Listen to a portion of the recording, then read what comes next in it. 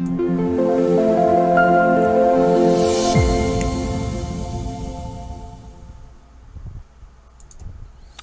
is Justin Case of American Newscape, joining our friend and veteran Johnny Thieken on this Memorial Day weekend. Hello, Johnny. Welcome to American Newscape.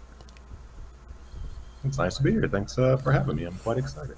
Well, I'll tell you, we're excited about this because you can bring us a perspective that many people won't know anything about. So our audience is excited to hear about your days at the Arlington National Cemetery on this weekend in particular. So, that being said, what took you to Arlington?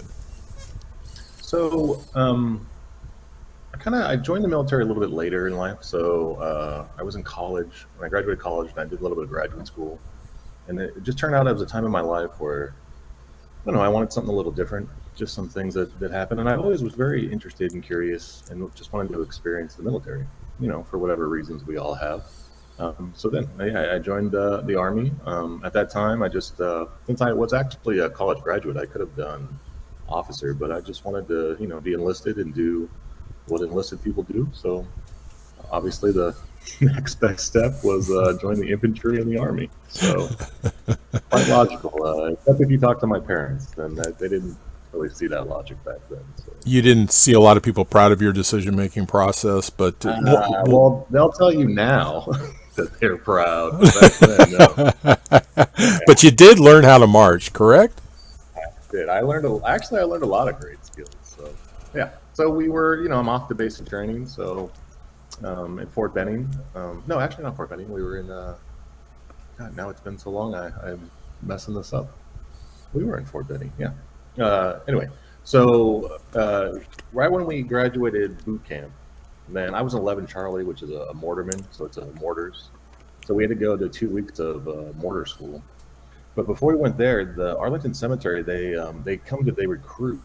So they came to our basic training, which I'm sure they do a lot. And their thing is they want people over 6 feet tall with a certain ASVAB score. So it's pretty much, they measure kind of your intelligence in a sense. So they want really large men that are very bright. So that, I guess the idea is that when dignitaries and other foreign powers come to Arlington Cemetery and see the ceremonies, all they see are these huge men that are incredibly bright, and they think, well, let's not mess with those people. So I fit the bill. So I don't know where I was supposed to go, but they recruited me. So they changed my orders, and after 11 Charlie school, I went to Arlington and did the old guard. So, and it is the old guard, and it's almost like an honor duty, whether you want to believe that or not. But and a lot of us thought you were chosen because you look good in the uniform. Well, that's true too, of course. Yeah, but that's a different story. But that's another story. Okay, all right. Yeah, but absolutely true. So you find yourself at Arlington. It's probably not what your recruiter told you about when you signed up for the Army. Well, the initial recruiter, no, they just, they signed you up, whatever they say. I can't remember what they said. I'm sure it was just to get people in. But I mean, for me, it wasn't, they didn't have to recruit me. I went to go see them, so I didn't get the full dog and pony. But I got recruited to Arlington. I don't remember what they said, but I don't know. At the time, I guess it sounded cool to me. So, well, you're in D.C., and again, there's a huge history and there's an honor to it. So it all sounded great to me. Yeah, so it wasn't hard to get me to go. And as I recall, there were a lot of colleges handy for you, so you were able to go to school while you were back there. Yeah, that was. I mean, I like to say it is one of the best kept secrets, but it wasn't a secret at all. So yeah, you could do. They have professors come on post, and there was a few different universities, and I can't remember all of them, but I ended up going to Old Dominion. So I worked through almost, I don't know, maybe 3/4 of a master's degree, and I did it all while I was on post. And the military then paid for 80% of it. So I almost got an entire master's while I was there for 2 years, and the military paid for 80%. So that's a nice little benefit. And those are very good schools back there too. So yeah. Okay. I've been just parts when I was later in life too. Like I've come across someone that's like, oh, I went to Old Dominion, and they list like a pizza place, and I'm like, I got to stop you there. I've never been to the campus, and I had to tell them the story, and Before virtual school was cool. mm-hmm. Exactly. Yeah, I guess we were the first, the military pioneer virtual school. So yeah, Zoom school. Okay. Let's talk about the cemetery itself. Just give us a little bit of an overview.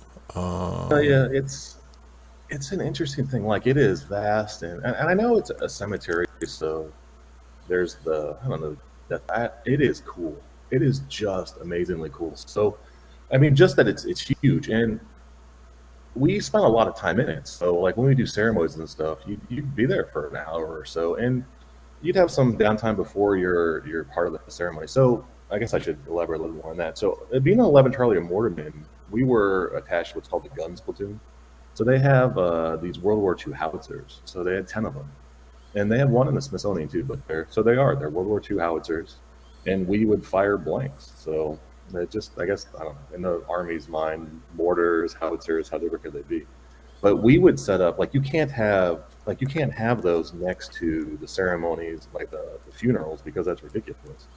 So we would set up. I don't know how far away, but a couple hundred yards away. So they would never see us, but then we'd get the order over the radio to fire, and they'd hear us. So in our downtime before we would fire, we could just walk around. And so you would walk around and just look at the headstones. And we were walking, and you were always, we had certain fire rate points, so you'd always go back to certain places, so you kind of got used to the areas. But we were walking around, and I can't remember his name, but it was whoever cured polio. So I mean, here's this dude just walking around like, oh, thanks for curing polio. And then there was like Doubleday, the guy that invented baseball. And so you would just walk around and read the tombstones, and it was unbelievable. The people that you kind of, I don't know, you got acquainted with just by what was written in their tombstones. So it's kind of cool. Well, I think as those people enter your thoughts, you do get acquainted with them, and to me, it has to be the most hallowed ground in this country, and it really signifies what this country is all about. And I would encourage everybody to try. This is not a bucket list thing. This is a thing to load up the kids and get out there and try and experience some of it. Try and just be in the atmosphere of this huge, huge cemetery. Yeah. And you can feel it too. Well, at least I could. I don't know if I'm making it up, but you could feel it when you walked on when you got into the cemetery. So, yeah. Well, I'm sure. But from our post, or like our post was Fort Myers was right on the edge of the cemetery. So the cemetery was all fenced off during non-public hours, but we just had a little retaining wall that was maybe 2.5 feet tall. We never really did, but you could easily just go sit in the cemetery or just go walk around. It was really like you really got used to the cemetery. You really, at least I did, and you really just got to enjoy the cemetery. But wouldn't you say most of your fellow soldiers that were there had that same experience? Yeah. I mean, absolutely. It definitely. Yeah, and I mean, I don't want to go back to the word too much, I guess, but it really was an honor. It really was just the thing that we were privileged to do. So. Well, that intimate knowledge of the two was awesome. I think it certainly an honor for you, and your units. But what an honor for the men and women that paid the ultimate sacrifice. Yeah, I would say that too. And I guess looking back, and I haven't really thought about it this way, but everyone, like you said, there was no joking around about it. There was no, being squirrely. You really knew where you were, and like no one had to tell you. Like no one said, don't screw around in the cemetery. It was like you knew it. Like you felt it. I guess if that makes sense. So, yeah, I never thought about that. No. Okay. Well, let's talk about, this is going to be Memorial Day weekend, and for us really old people, Decoration Day. But Decoration Day is indeed Memorial Day.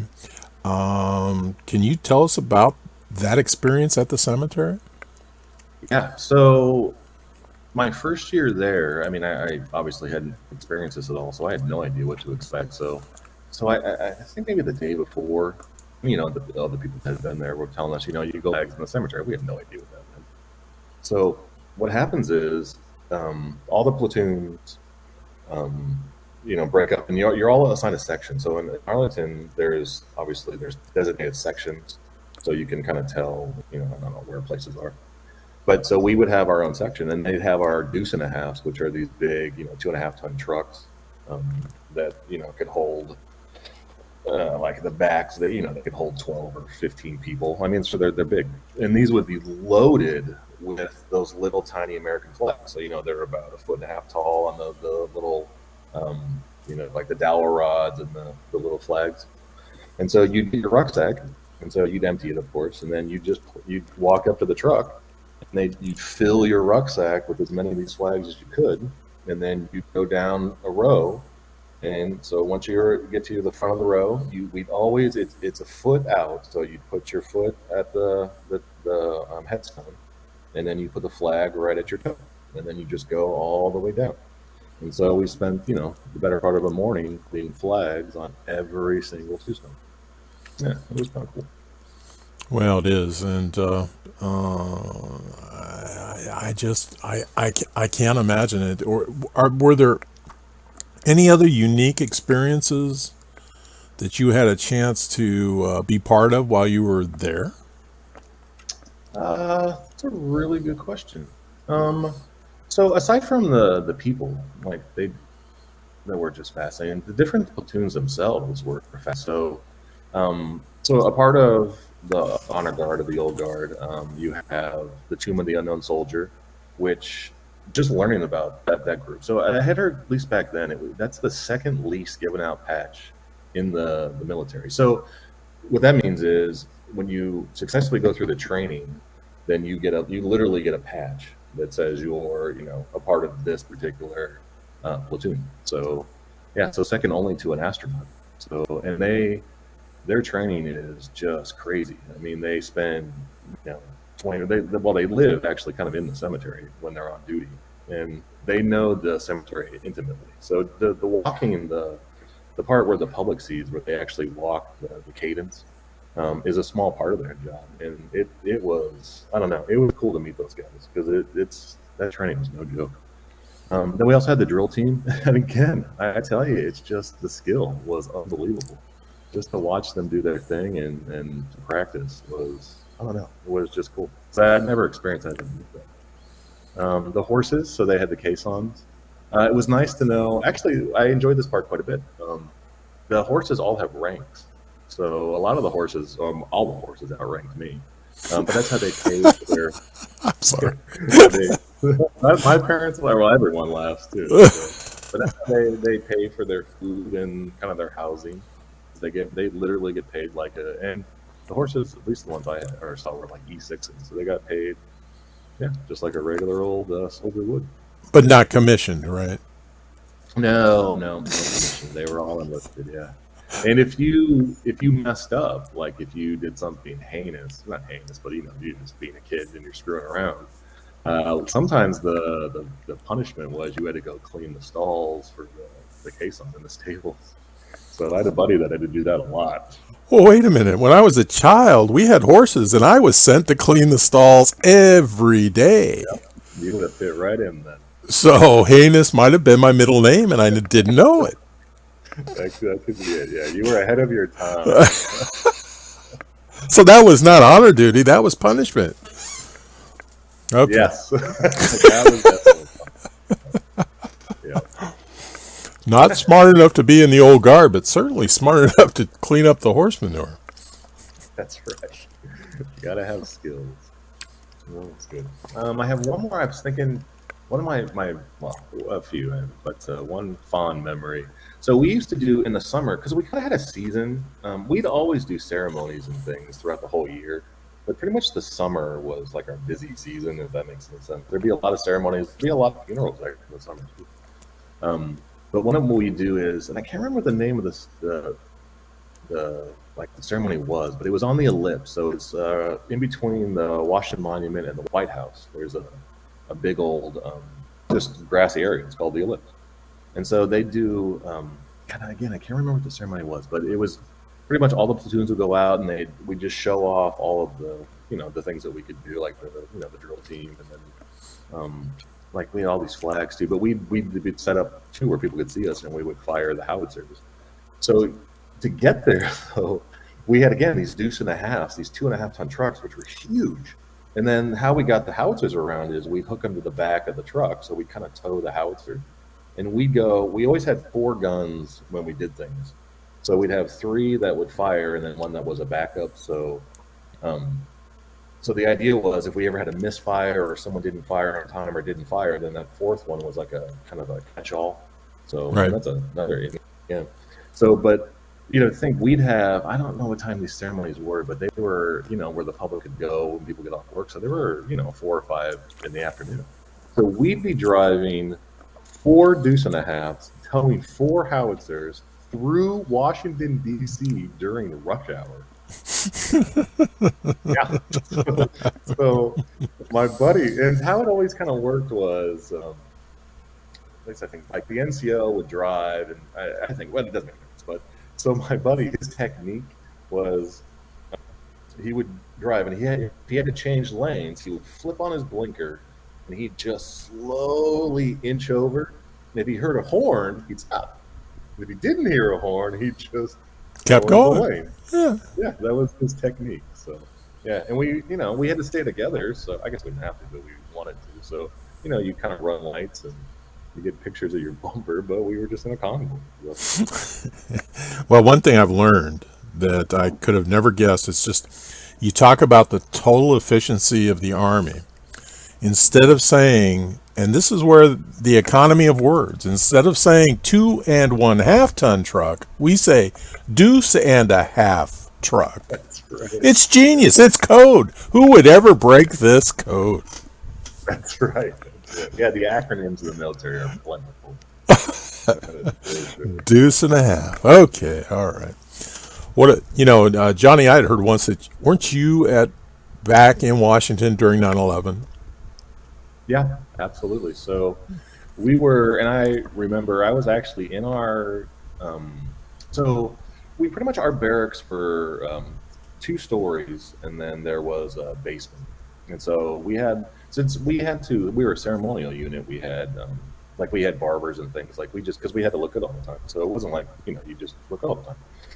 And so I was actually in the barber shop getting my hair cut. It was what I think, in the morning when we first heard the news that, a plane had hit a building. But at that time, we just thought it was like everyone else. We thought it was just an accident. And so once we went up and then saw that a second one hit, then it was clear that it wasn't an accident. Then that's when it really, I don't know, it was interesting. That's when we really kind of stepped to, and everyone was on high alert, and we all kind of, I don't know, got together, and then we started being serious about this was not this was a different day. And we were interesting, or at least our platoon was. So we had the trucks, the deuce and a half. So we had the trucks to drive everyone around, and we just had the skills to get places, I guess. So we were the first ones that were actually at the Pentagon. So once the Pentagon got hit, then pretty much within 2 or 3 hours, because again, our platoon just could do it before anyone else could, we were on the ground.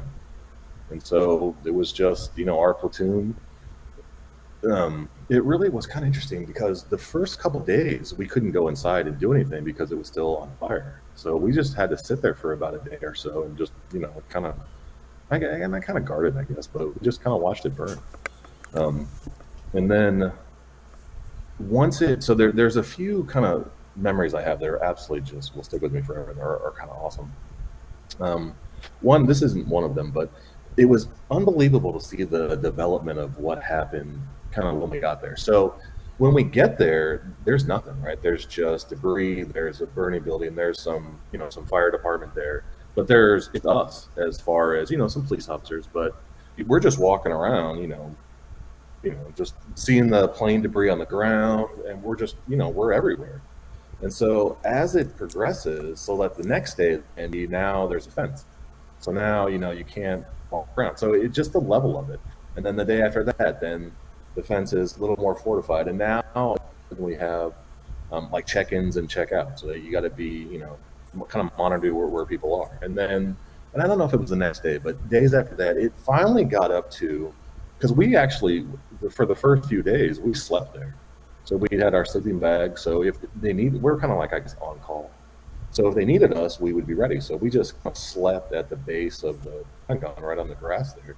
And so since everyone was kind of, that was the mentality of it, or that was the duty of it, was, you can't leave. I mean, we got to figure this out. So as it progressed, it actually, that little kind of area turned into a little city. So like there was a McDonald's truck that came in, so you go get food anytime you wanted. There was like a little tiny grocery store truck that came in, but they had all this stuff to kind of, and it wasn't military stuff. It was like outside stuff. But like the Red Cross was there, and they had like a phone set up. So just to see the development from like us just walking around to now, it was an incredible, I don't know, organized, I don't know, production was kind of cool. One of the, And so, oh, go ahead. oh, now you brought up the Red Cross, but one of the primary functions of the Red Cross is they allow family members of people that may be in harm's way to know how they are. Yeah. So they were the first of the check-ins. So, that gave us a chance to check in and see if Uncle Bob in Washington, or if Uncle Bob from the World Trade Center was still with us. Yep. And I think that my memory might not be close, but I might have been one of the first things that was set up was a bank of phones. So there were probably, 6 or 8 phones on 2 sides, or on a side each. So, 10 to 16 phones. And that was it. It was, you go call, when you're here, you call the people that you need to call, let them know that you're okay. Because the cell towers and everything, like, we couldn't get through. So.